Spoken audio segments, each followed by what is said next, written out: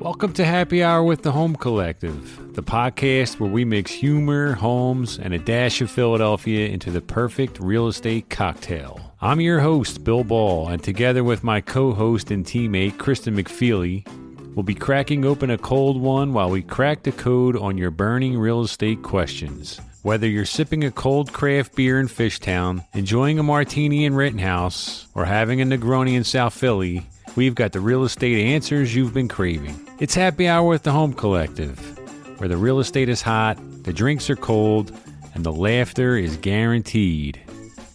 I really don't want to say guaranteed. That's crazy. We need to say something like possible, where the laughter is possible. I totally just nailed that.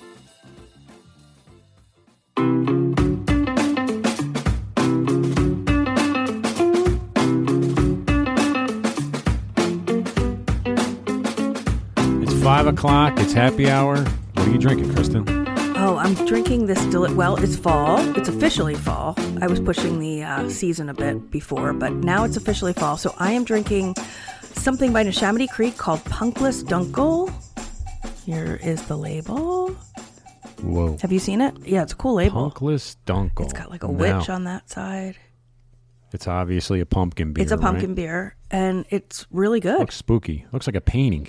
Yeah, well, the label is, the label's really cool. Yeah. But yeah, it's a pumpkin beer, and it is 8.8. Local, Neshaminy Creek. Shout out to Justin Wilden, our friend who works at Neshaminy Creek, and yeah, looks pretty good. So I just poured it into a glass. You haven't tried that yet or no? I think I did last year, but, first of the year. And I poured it into a glass, so you'll be happy to know that. All right. Nice. I have a glass there. So I am also drinking a pumpkin beer. Oh. I'm not excited about it. I'm going to tell you why. Why? Because Sheena Marie, my wife, bought this. And I would have never done it because I don't have any confidence that... Oh, you know what? I'm sorry. This is a Sam Adams. Okay. All right. I don't know why. I thought this had something to do with Jack Daniels, but because it's Sam Adams Oktoberfest? Jacko. Oh. No.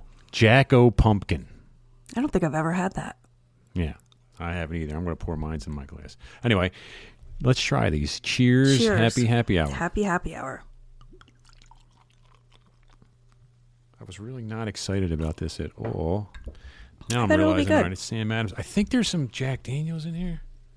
In Sam Adams? I don't know. I don't know. I guess this is their pumpkin beer then. Smells good. Did you try yours? Yeah, it's good. Really good. Oof. What do you think? Yeah, I was right. Nah. Not so much. Good. Nah. Well, it's hard. I don't know. What was it, 2 years ago now that we did the beer tasting at my house with you and Dina and Sheena and Billy? And we tried pretty much every pumpkin or even fall-related beer that we could find. I mean, we probably had like 50 beers that we were trying little sips of. Yeah, it was a lot. Mm-hmm. To try to figure out the Well, best. we were trying little sips of. Your husband was doing was the whole thing. half. Yeah. I think he drank a full beer of about 30 beers. Yeah, I think you're right. So he really should come on and talk about, you know what? I think he drank too much to even really tell us what he thought of any of them. Here's the thing. He doesn't like pumpkin beer at all. Like, that would never be something he would get. Could have fooled me. But we happen to be... Why'd he drink all those beers then? Because it's alcohol. It was there. And that's what we had. And that's what we were all doing. So he jumped right in. So it's just fighting some evil demons. This podcast just took a weird turn. But you saw my photo that I took last week during the Phillies game. We went to... we were out in Conshohocken, and we went to Gypsy Saloon. I don't know if you've ever been there, but it's so good. I definitely recommend it. They have great food, great bar. Yeah, it's really nice. We watched the Phillies, and they had my favorite pumpkin beer on draft there, which is that Voodoo Ranger, that habanero one, which I can't find anywhere. Atomic Pumpkin. And I can't seem to find that one this year anywhere. They have it on draft there. It was so good. That was the one that confused me the most because it has like this, that's the one that has like the jalapeno in it, right? Well, habanero. Yeah, habanero, pepper. Habanero. Yeah, right, so right. the so very it's got this end weird has a spicy kick. Yeah, the very end has a kick. It was good. I'm trying to find that too. That was really good. I hated it at first, and I'm like, wait a minute. Kept trying That's it. my favorite. I like. That's my favorite one. because most of these pumpkin beers tend to be sweet. Yeah. They're on the sweeter side. Yeah. And this Sam Adams Jacko pumpkin ale, it has like a little sweet, artificial sweetness in it. Mm-hmm. I don't know. Almost like aspartame or something like that. I don't. I'm not loving it. But I'm gonna power through. Oh, poor Bill. For you, poor Kristen, Bill, everyone. and our powering through. Nice. But yeah. So speaking of the Phils, I see unplanned. We're both wearing Philly shirts. Yeah. We look like twins. It's game night. It's game night. I know. It's game night. Yep. Mm-hmm. And this is an important one. We are a few games away, or possibly one game away, from securing a trip to the World Series again. Yeah. So by the time this, I do too. So the Phillies had their first loss last night. So that should give you an idea where we are with this recording. But I'm in a text. We're all in text groups with our friends, right, during these games. So yeah. I was telling my friends last night, during the game, probably from the seventh inning on, I was like, all right, they might lose this game, but if they do, they're not going to lose another one. I just don't see it. You lose that first one, that first night back in Arizona because you're doing the trip. Mm-hmm. I don't know when they got in, but that I heard that they didn't even take batting practice. They didn't. Yeah, they didn't. You know what I mean? It's like, and they still almost won. I mean, and Arizona really, really needed the game. I mean, they were down 2-0. They lose, it's over. So it was do or die for them last night. For Phillies, it's really not. And that kid that they had pitching was awesome. He was really, really, really good. I know you probably won't give him credit, but he really was. He shut down the Phils, and they're not going to see him again. So, you know what I mean? Right. I don't think Arizona's got another pitcher of that quality. So I see the Phils.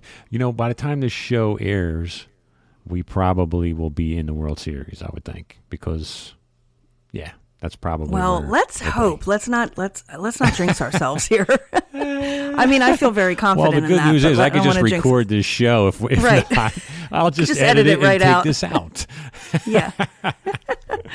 Oh my gosh, I really hope so. It's so exciting. I just love our team so much. It's crazy. This week I was in Lancaster for a couple of days. My best friend Jamie and I, she lives in Baltimore, and we always meet up, every couple of months or whatever. We try to meet up. And not that Baltimore is really far from Philly, but Lancaster is sort of our midway point. It's an hour and a half for both of us. So we like to go there. And usually we just kind of meet up for lunch. But the next day I had to be there anyway because my mom is moving out that way to a 55 and over community. And she had her design meeting to pick all of her finishes in her new condo, which for some reason she wanted me to attend with her. I think only so that she could choose the exact opposite of anything that I chose. But anyway, so I had to be there anyway. So we spent the night. So I actually got a hotel and we spent the night, and that meant we were able to go out that night. And so Tuesday night we went out and we went to this bar called the Belvedere Inn, which I love. And we shut it down watching the Phils. And she's an Orioles fan, if a fan at all of baseball. And Orioles, of course, are out. And she just didn't get it. She didn't get why I was like excited. And I'm like, look at every single one. Like these are my boys. Like everyone. I love every single member of the team. I love their camaraderie. It's just, we have such a special team. If anyone's listening to this from another place, you may not get it, but I feel like people from Philadelphia will understand. Yeah. You don't even have to really be a sports fan to be into it. It's just so good right now. It's so good. So yeah, they're really good. They're really good, and they're really deep. And I kept saying this all playoffs. I feel like the difference between this team and last year's team is this team looks fresh.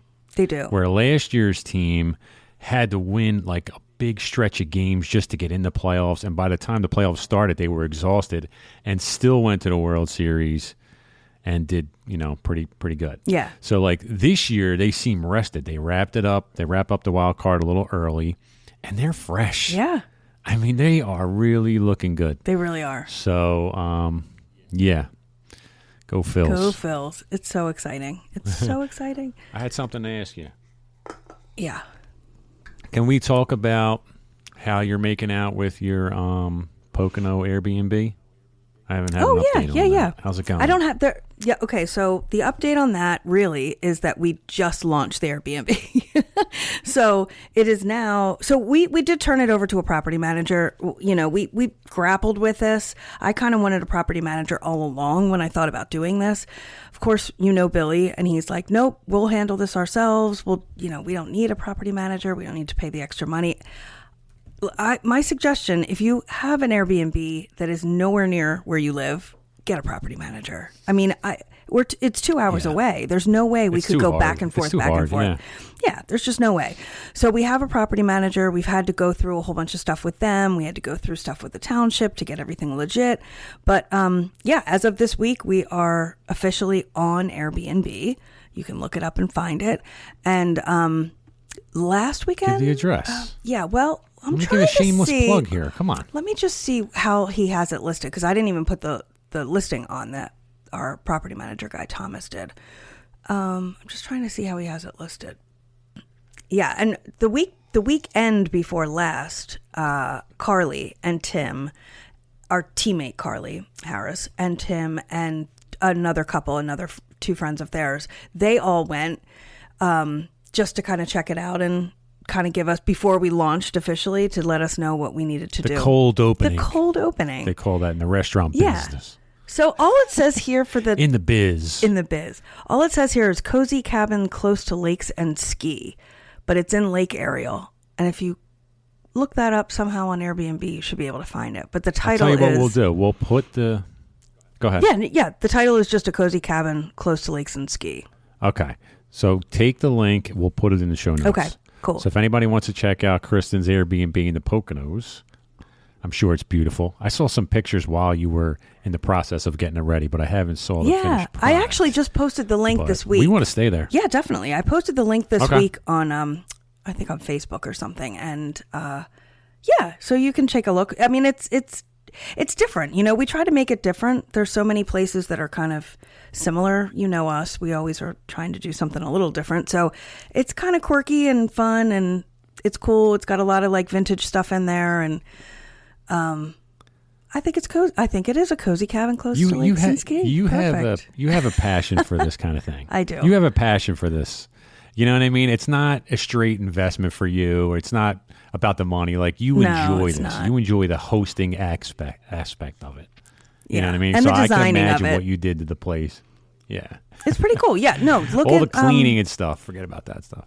No, the cleaning, someone else can do the cleaning part. Someone else can do. Exactly. There's a lot of stuff someone else can do. You're all about setup. I'd be very happy with. I'm all about the setup. You're all about the setup, not the tear down. Yeah. Yeah. But no, check out, because I did put it on Facebook this week. So take a peek when you get a chance. Yeah, let's check that you can out. Take a look. Yeah. So hopefully it'll go well. Coming up, we've got our listener questions. We actually have quite a few this week. So let's dive in after the break. All right, let's get into it. Coming up next, listener questions.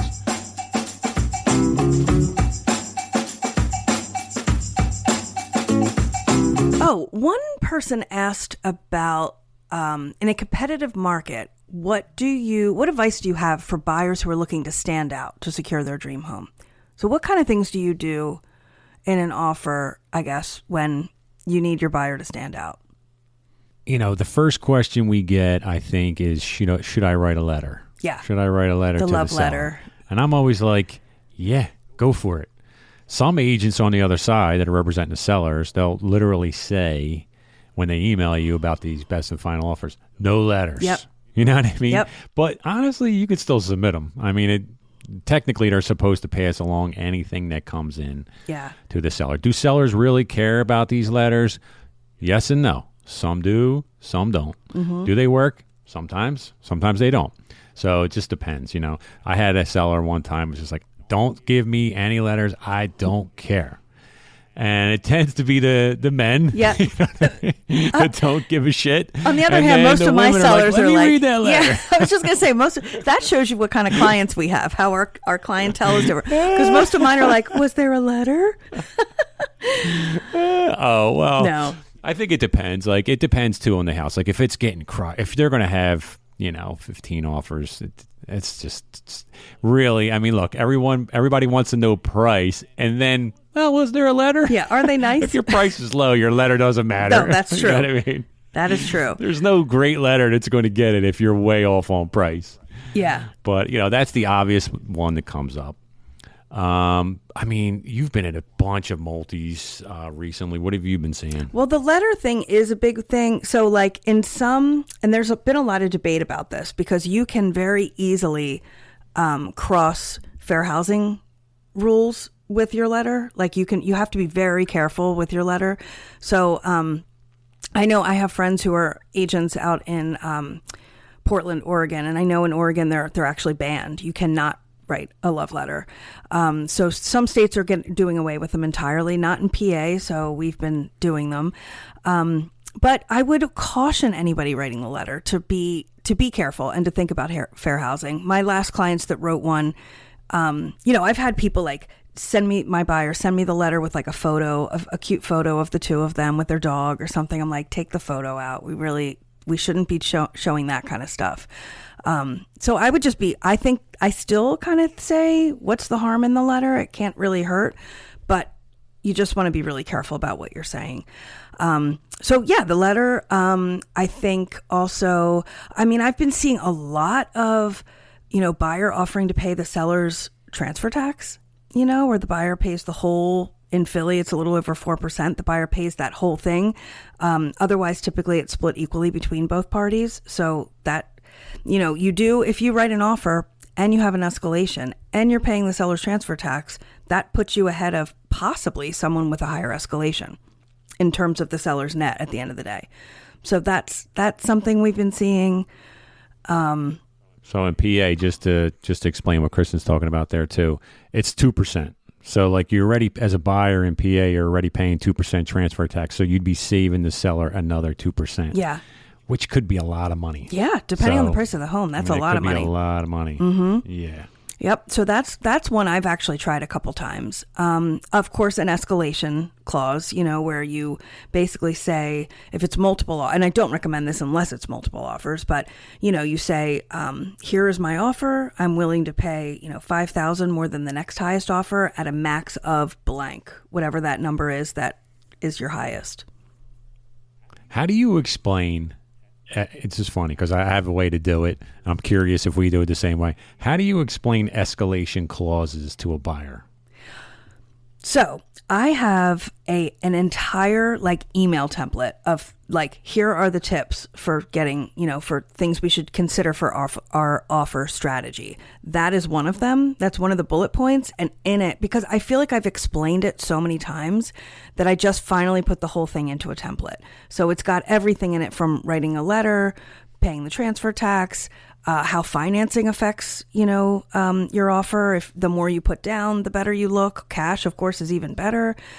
Your deposit, leaving a large deposit. And then at the end, I talk about the escalation clause. So the way I basically talk about it is it's essentially, it allows you to sort of show the seller's hand a little bit. So you're writing an offer for, X price, whatever that is. And I don't typically recommend you keep that as the list price. I usually do recommend you go a little higher, but you go, you write your offer and then there's a blank on the addendum that says you will go this much higher than the next offer, which you can put in, $5,000, $10,000. I've seen people do $500. To me, that doesn't make a bit of difference because what's $500 if the offers are really similar? So you want that number to be substantial enough that it would make a difference. And then the last number that you fill in is what is your absolute max. So, and the hope I always tell my buyers is we hope we don't have to go there. We hope we don't have to go to that max. But if you lost the property over a few $1,000s and you would be willing to have gone that high, you're going to be kicking yourself. So that's kind of how I explain the escalation clause. It's you put in the offer you think, you want to make, you figure out how much higher you would go than a next offer and what that max price would be. How do you typically explain it? I would love to hear. Because I feel like I'm just repeating myself every day. Yeah. I'm on repeat. I'm boring eventually myself. I have to get. I hate the sound of my own voice. I start off with, well, did you ever buy something off auction on eBay? That's a good way to put it, You know what I actually. mean? Yeah. Right? So, like, let's say there's a $50 item and there's like 4 days left on the auction. And you're willing to go to 100, but you don't want to go to 100 right now because you're afraid that your next highest offer they get might only be $60. Right. But on eBay, you can put in the 100, and it'll incrementally raise your offer based on the next highest offer Until you hit that 100. until you get to that max. Yeah. That's where I start. And if they get it from there, I'm done. Yeah. And if not, I got to say everything you just said. That's a good way to put it, actually. I really like that, Bill. See, I've learned something today. It might save some time. You know what I mean? Because if they've done it, then you're like, okay, well, that's what it is. Yeah. And that's basically what it is. Yeah. Because people I are like like, that. well, I don't want to go to my max right now. You know, what if I could have saved 10 grand? Okay, I understand that. So we'll use an escalation clause where it just raises your offer, 1,000 or 1,200 over the next highest. And then if we get past your max, you're out. You don't have to worry about going, crazy high. But you've recently, I would say in the last 6 months, didn't you put in an escalation with no max?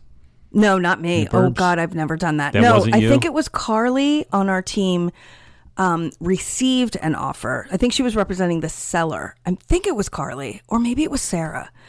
They were representing the seller, I'm pretty sure, and they received an offer that was that. And they were kind of like, wow. That's hardcore. They wrote back and they were like, did you forget to fill this out?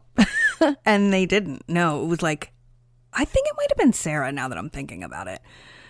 But it was definitely someone on our team representing the seller, and they received that. And they were like, I'm not even sure how to address this. Yeah. So basically what I'm saying is they sent an escalation in that they were going to pay whatever, $1,000, $1,500, $2,000 over the next highest offer, no matter how high they go. Like there's no cap. That's so scary. If they go 200,000 over, you're going 200,000 and $2,000 over that. That's somebody that really, really wants that house. But you're not going to win. Thing. You know what I mean? Well, here's you're not going to beat that though. person. Here's the thing, though.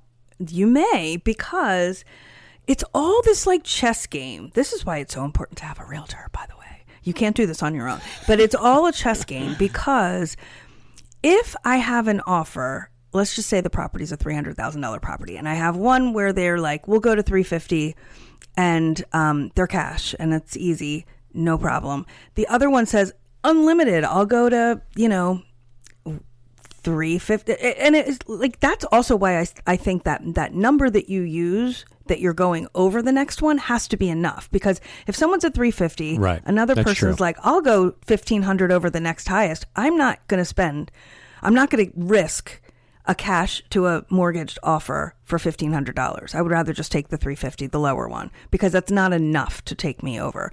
That's true. And if that person who says unlimited, take me wherever, take me $2,000 over whoever, if they are getting a mortgage, the damn thing still has to appraise. So sometimes people will go nuts with their escalation, knowing that they never will really have to pay that because the property won't appraise for that, or they're taking a calculated risk anyway. So as a seller's agent, you want to make sure that, I tell my sellers all the time when I'm on a listing appointment, like, sure, someone might come in and say, hey, I'll pay $700,000 for this $300,000 property. But if they're getting a mortgage, it'll never happen. It's not going to happen. It still has to appraise. No, that's true. But we've seen offers crazy like that were also waiving appraisal and also saying whatever it doesn't appraise at, I'll bring cash to the table. So we've seen crazy stuff.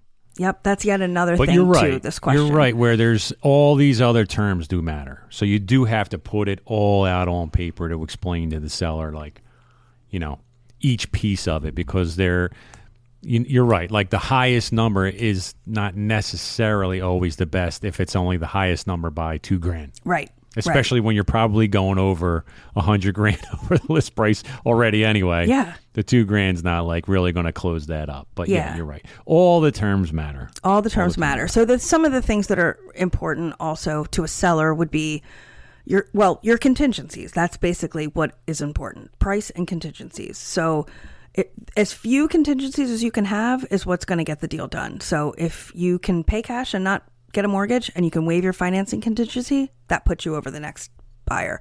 If you can waive the inspections altogether, that would put you over a buyer who wants to get inspections. That one. I hate doing it too. Recommending that one. I don't recommend it. I hate it. Yeah, no. I don't ever recommend it. Unless the buyer really knows construction or they've had many houses and they get it. They have money where they're going to do updates and stuff like that. First time buyers, I'm just like, look, there's probably going to be offers that are waiving inspection.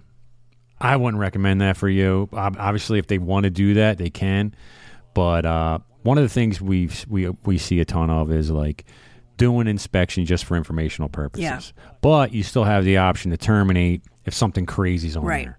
So you're basically telling the seller, look, I need to do an inspection because I don't know crap about houses, right? But I'm not going to ask for anything unless there's something crazy on there. Then I could still terminate the deal. So we see that. Yeah. I was just going to say, we also see, I think in this market, sometimes sellers who are getting a pre-listing inspection so that the hope is they'll put that in with the seller's disclosure. The buyers will already look at it, and then the buyers will be comfortable waiving an inspection. So I've seen a lot of those lately in the suburbs of Philadelphia. Okay. Well, this one, okay, so here's one that says, have you ever been involved in a real estate investment deal such as flipping or investing in rental properties? And what experiences have you learned? So I have a couple investment properties, but I'm more curious, Bill, you recently, well, I guess 2 years ago now that you've moved, you were thinking of keeping your South Philly house for a little while there and then decided instead to just sell it before you moved to New Jersey. I have a two-parter myself that kind of tags onto this one. What made you decide to sell it instead of keeping it as a rental? And also, what did you do to get it ready for sale? Man, I go back and forth on this one all the time. I swear to God, I have seller's remorse at times, and then there's times where I'm like, no, it was a must do. I had to do it. I wanted to do it. The reason why I wanted to sell my property in South Philly is because the way I looked at it was I wanted to take that money and I wanted to buy a vacation home with it that I could use with my young son. If I didn't have my son, I probably wouldn't have sold the property. Probably just would have kept it as a rental. Yeah. But I wanted to take that money and put it into probably something in the Poconos that we can use part-time and then I can rent part-time. That's great. That's the way I look at it. It's just I get emotionally attached to property. So you like do? It was hard for me. Yeah. Well, my own property. Yeah. That's funny. So like I loved that house. Yeah. And I didn't want to rent that one again. If I went and bought something else, I can rent that one. But I had that one for a long time. Yeah. I just didn't want to do it anymore. I did it in the past. I was like, I don't want to do it. Yeah. But the goal was just to take that money and put it into an investment property that I was going to also use. Yeah.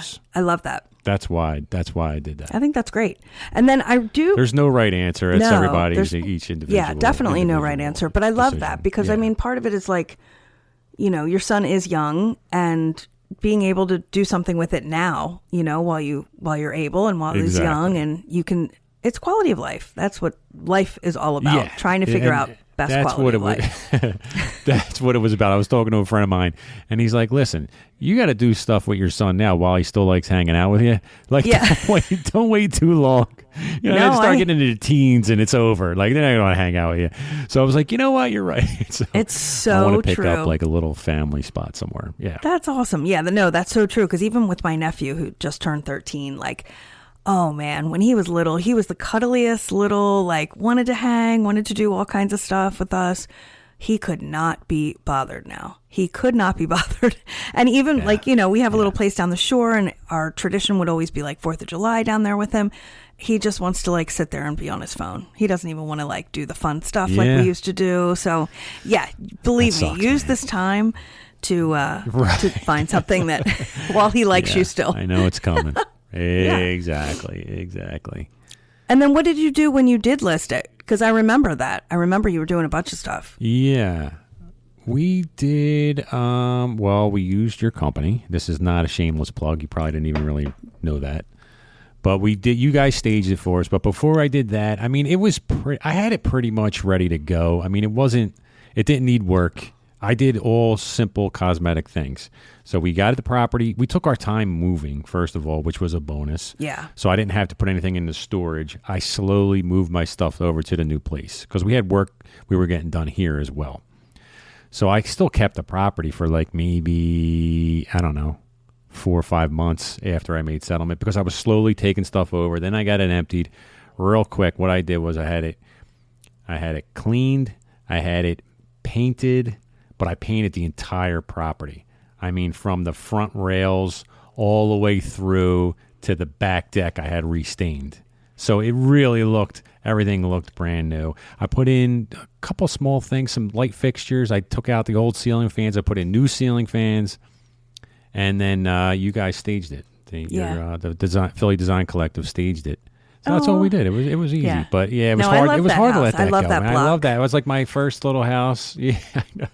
Yeah. I can't even think about it. It bothers me. I'm just like, what?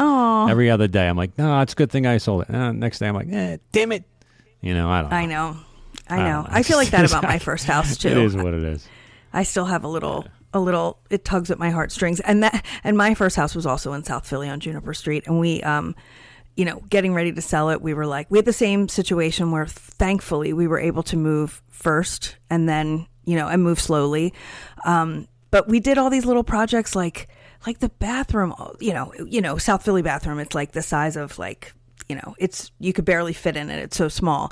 And we just had this like linoleum floor the whole time we lived there and like old tile. And we just did like a new tile floor and like put in a new mirror and a light fixture. And I was like, why the hell didn't we do this the whole 8 years we were living here? It looks so good. That's so funny. There were like all these little things we did at the end that we were like, damn, this would have been nice. That's exactly what happened to me. Yeah. But speaking of bathrooms, I got to tell you, can I tell you a quick story that I came to a realization recently? It has to do with a bathroom. Uh-oh. Okay. My whole life, I grew up in a small row home, 1 bathroom. Okay. Every time I was showing a house to a buyer over the years, we walk in the main bathroom, and I'm like, I see dual vanity. I was like, I thought that was so luxurious. That was my standard. Absolutely. You know what I mean? That was like my growing up. I had this tiny little bit. Oh man, it's so luxurious. Look, you have 2 sinks. Yeah. Let me tell you what is the number 1 overrated fixture in a home for me right now. 2 sinks. 2 sinks in my bathroom. I hate it. Really? Hate it. You know what I never think of when I'm in my bathroom? Boy, I really wish my wife was here. No, you're right. You're so right. Why do I need my wife here when I'm in this bathroom? You're so right. Can't stand it. I recently had a talk with her. I said, listen, I know I'm just brushing my teeth, but when this door's shut, just pretend like there's nothing for you to do in here.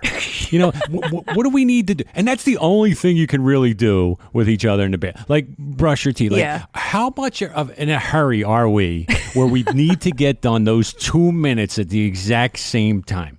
I am with you.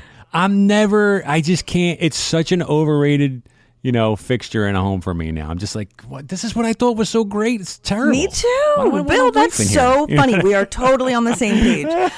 I always thought it would be amazing to have 2 sinks in a bathroom. I couldn't even fathom it. How cool. Such a also, waste. Just having more than one would be for? Really cool. I mean, growing up, we did have a powder room downstairs and one bathroom upstairs. But there was no master bath or anything like that growing up. But one bathroom that we all shared, with a tub, a shower, and then a half bath downstairs. But I always thought a double vanity would be the thing. I have one now. We have one. So dumb. We have one downstairs. But that's also another pet peeve. I'm like you. When I'm in the bathroom, I don't care what it is I'm doing in there. If I'm just brushing my teeth or brushing my hair, doors close and that's my time. Do not try to come in. Yes, there's no reason for you to be in there. There's no reason. I need arm room. If I'm doing my hair, I need arm room. I need the lights to be pointed in the right direction. No, there's no reason for anybody else to be there. No one needs to see me flossing after a steak dinner. No. You just don't need it. There's a lot of activity happening. You might not even like me as much anymore. Let's just, we don't need to know everything about each other. You know what I mean? That. Let's leave some secrets. Right? Yes. That's my pet peeve. Oh my God, I'm so on the same page. I'm so on the same page. Isn't that funny? Yeah. All right, Kristen, we're going to get out of here. We're going to wrap up our questions for this week. Guys, remember, if you have a question for the show, we have a form link in the show notes. Also a link if you have a referral, if you would like to buy a property or sell a property anywhere, not just in Philadelphia and New Jersey, but anywhere in the United States, we can help you with that. Yep, we have a referral link in there as well. It's game night. Game starts in 2 hours. Go Phils, and I will see you in the World Series. Yes, and I'll see you at coffee next week. All right, see you at coffee break. All right, bye-bye.